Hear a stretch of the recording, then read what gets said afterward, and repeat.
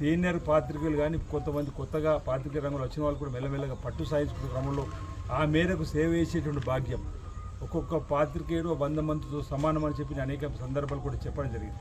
అంటే వారిలో ఉన్నటువంటి ఆలోచన, స్ఫురణ, సృజనాత్మక పాత్రికేయులలో ఉన్నటువంటిది కవిత రూపంలో కూడా కానీ, వ్యాసాల రూపంలో కానీ మరి ఆయా ప్రాంతాలకు సంబంధించిన అంశాలను వెలికి తీసి ప్రభుత్వం మేల్కొల్పిన విధంగా కూడా అనేక అంశాలు మనం చూసినాం గతంలో. అలాంటివి కూడా మరి ఇక్కడ రావాలి. మీరందరూ కూడా ఐకమత్యంగా ఉండి ప్రభుత్వం చేసేటువంటి చక్కటి సంక్షేమ కార్యక్రమాలు కూడా ప్రజల వద్దకు చేరేలా మేము చేస్తున్నటువంటి దానికి మద్దతుగా మీ వంతు సహకారం కూడా అందించి ప్రభుత్వం మారింది, ప్రభుత్వం ఆలోచన మారింది, ప్రజాపాలన అందివ్వాలని చెప్పే లక్ష్యంతో గౌరవ ముఖ్యమంత్రి రేవంత్ రెడ్డి గారు తీసుకున్నటువంటి నిర్ణయాలను మీరు గమనించారు. గతంలో ఉన్నటువంటి ప్రభుత్వాలు మేము చెప్పేదే వినండి అనేటువంటి ఆలోచన ఆనాటిదైతే ఈరోజు ప్రజలు చెప్పేది విని, అధికారులు చెప్పేది విని చక్కటి సంక్షేమ కార్యక్రమాలు అమలు చేస్తూ ముందుకు పోతున్నట్టు మీరు గమనించారు. 6 గ్యారెంటీలు అమలు చేసే వాళ్ళలో 5 గ్యారెంటీలు ఇప్పటికే అమలైనటువంటి సందర్భంలో అంతా కూడా ప్రజలకు తెలియపుతున్నప్పుడు ఇంకైతే మరింత లోతుగా విశ్లేషణతో తీసుకుపోవడంలో కూడా మీ సహకారం ఈ ప్రభుత్వానికి ఉండాలని ఈ ప్రాంతంలో చెప్పిన మాట కూడా ఈ సందర్భంగా తెలియజేస్తూ మిగతావి కూడా ఈరోజు రైతు రుణమాఫీని కూడా ఆగస్టు 15 లోపల చేసే కార్యక్రమంలో భాగంగా ఆలోచనలు ఇప్పుడు ఆల్రెడీ సింగిల్ విండో సొసైటీ ద్వారా కూడా రైతుల అభిప్రాయ సేకరణను తీసుకోవడం జరుగుతూ ఉంది. దీన్ని కూడా కొందరు తప్పుపట్టు విధంగా ఏదో నిన్న రోజు ఇక్కడ మాట్లాడినట్టుగా విన్నా.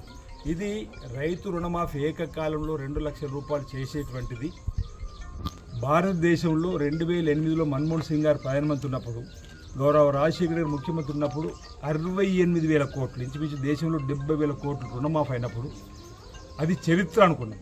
అలాంటిది ఇప్పుడు 31,000 కోట్లు ఒక తెలంగాణలోనే ఏకకాలం 2 లక్షల రుణమాఫీ చేసే క్రమంలో ఏ విధంగా రుణమాఫీ చేసేటువంటి ఆలోచన అంటే ప్రధానంగా గుట్టలకు, వంకలకు, వాగులకు, రియల్ ఎస్టేట్లో పోతున్నటువంటి జాగలకు కానీ దారులకు కానీ ఇవ్వకూడదని చెప్పండి.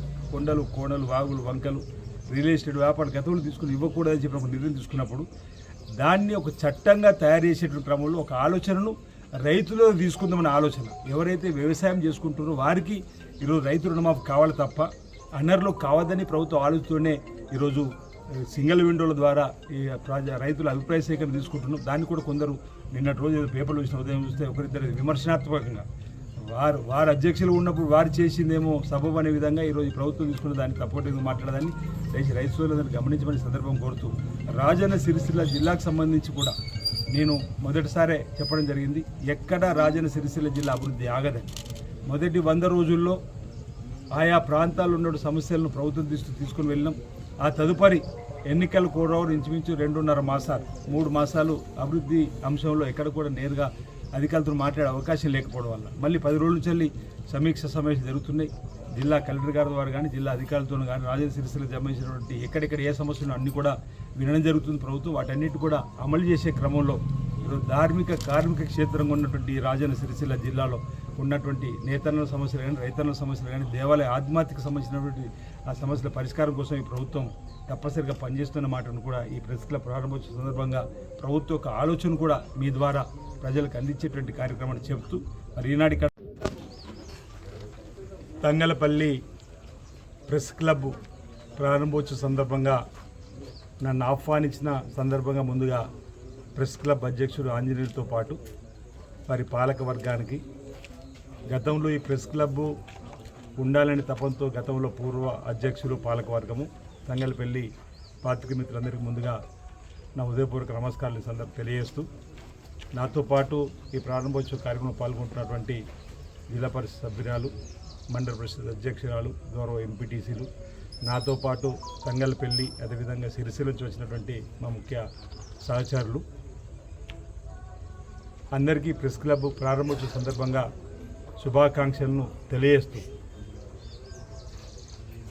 పాత్రికేయ రంగం, మీడియా రంగం అనేది దేశంలో చాలా ప్రాముఖ్యత కలిగినటువంటి పాత్ర పోషిస్తున్నటువంటిది మనందరం చూస్తూ ఉన్నాం. ప్రజలకు, ప్రభుత్వానికి మధ్యలో వారధిగా, గ్రామాల్లో సామాజిక రుగ్మతలు రూపుమాపడంలోనూ, సాంఘిక దురాచారాలను ఎత్తి చూపడంలోనూ, అభివృద్ధి విషయంలో కూడా ప్రభుత్వాన్ని మేల్కొల్పేటువంటి కథనాలు రాసేటువంటి అంశాలు కానీ, అంటే ప్రధానంగా రాజకీయ నాయకుడికి ఎంత బాధ్యత ఉందో, జ్యుడిషియర్లో ఎంత బాధ్యత ఉందో అదే బాధ్యత మనం ఫోర్త్ ఎస్టేట్గా కూడా పాత్రికేయ రంగాన్ని భావిస్తున్నటువంటి తరుణంలో అందులో పనిచేస్తున్నటువంటి పాత్రికేయులు అంకిత భావంతో పనిచేస్తూ ముందుకు పోతున్న తరుణం. ఈరోజు ప్రజా జీవితంలో ఉన్న మాకు కూడా ప్రధానంగా ఓ ఆడబిడ్డలాగా ఏం చేసినా కార్యక్రమాలు బయట ప్రపంచానికి ప్రజలకు తెలియపడానికి దగ్గరగా ఉండేటువంటి రంగం ఏదైనా ఉందో అది పాత్రికేయ రంగం అన్నమాట. అనేక సందర్భాలు కూడా చెప్పుకోవడం జరిగింది. మరి అలాంటి పాత్రికేయులకు సంబంధించి తంగల్పల్లి మండలంలో చక్కటి ఆలోచనతోటి సమావేశ మందిరం ఉండాలని, ఏదైనా ప్రభుత్వానికి కానీ ప్రజాప్రతినిధులకు కానీ ఏదైనా కార్యక్రమాలు అమలు చేసుకోవడానికి లేదా పాత్రికేయులకు ఉపయోగపడే విధంగా సామాజిక సేవలో ఒక భవనం ఉండాలని నిర్ణయం తీసుకొని ముందుకు పోయే క్రమంలో ఇప్పుడే చెప్తా ఉన్నారు జిల్లా పరిషత్ ఫండ్స్, అదేవిధంగా కేకే మహేందర్ రెడ్డి గారు కూడా సహకారం అందింది, అదేవిధంగా మండల పరిషత్ ఫండ్స్ కూడా అందడం జరిగిందనమాట.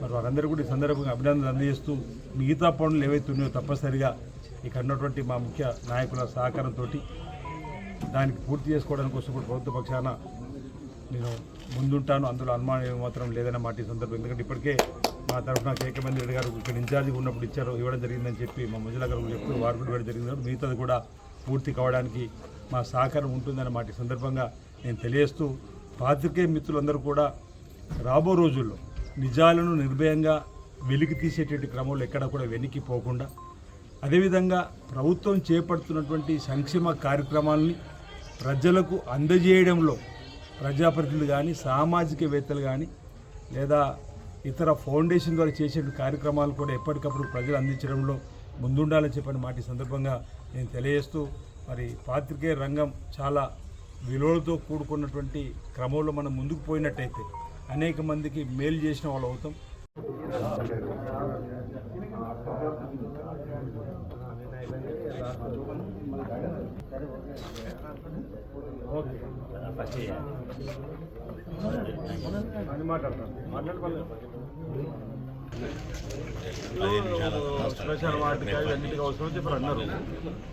ఊటనే నాకు ఈరోజు సమయం ఖచ్చితత్వమైనటువంటి నియమం ఉంది. కష్టపడి ఉదయమైనా సరే రమ్మంటే రావడం జరిగింది.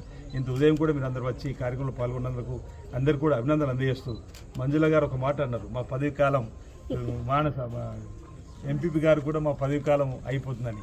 ఈరోజు పదవీ కాలం పదవికి అయిపోతుంది కానీ మీకు కాదు. మీరు ప్రజాసేవలో నిలబడండి, ప్రజాసేవలో ఉండండి, ప్రజల మన్నలను పొంది మరింత ముందుకు సాగే విధంగా ప్రయత్నం చేయాలని. ఎందుకంటే నేను గతంలో చెప్పిన నేను ఎంపీటీ సభ్యుడిగా, జెడ్పీటీసీగా, ఎంపీపీగా, దేవస్థానం చైర్మన్గా ఈరోజు ప్రజల మధ్య నుండి ప్రజలకు సంబంధించినటువంటి కష్టసుఖాల పాలు పంచుకున్న చక్కటి వేదిక మీదకి రావడం జరిగినటువంటి దాన్ని స్ఫూర్తిగా తీసుకొని మీరు కూడా ముందుకు పోయే ఆలోచన తీసుకోవాలని చెప్పి నేను నిన్నటి రోజు కోనరాపేటలో, చంద్రులో, కత్లాపూర్, మేడిపల్లి కూడా ఇదే అంశాన్ని కూడా ప్రజాప్రతినిధులు చెప్పడం జరిగింది. మీకు కూడా ఈ 5 సంవత్సరాలు సందర్భం వచ్చింది కాబట్టి 5 సంవత్సరాలు ప్రజా జీవితంలో మీరుండి ప్రజలకు సేవ చేసినందులో మీకు కూడా గౌరవ ఎంపీటీసీలకు, జెడ్పీటీసీలకు ఇదే వేదిక ద్వారా కూడా అభినందనలు అందజేస్తా ఉన్నా. నన్ను ఆహ్వానించినటువంటి తంగల్పల్లి మరి ప్రెస్ క్లబ్ అధ్యక్షులకు, నా సహచార మిత్రులకు, మా మండల అధ్యక్షుడు ఉన్నాడు, అదేవిధంగా జిల్లా పరిషత్ సభ్యురాలు, ఇంకా చాలామంది పెద్దలు నన్ను ఆహ్వానించారు. వారందరికీ పేరు పేరున నా హృదయపూర్వక నమస్కారం తెలియజేస్తా ఉన్నాను. అందరికీ నమస్కారం.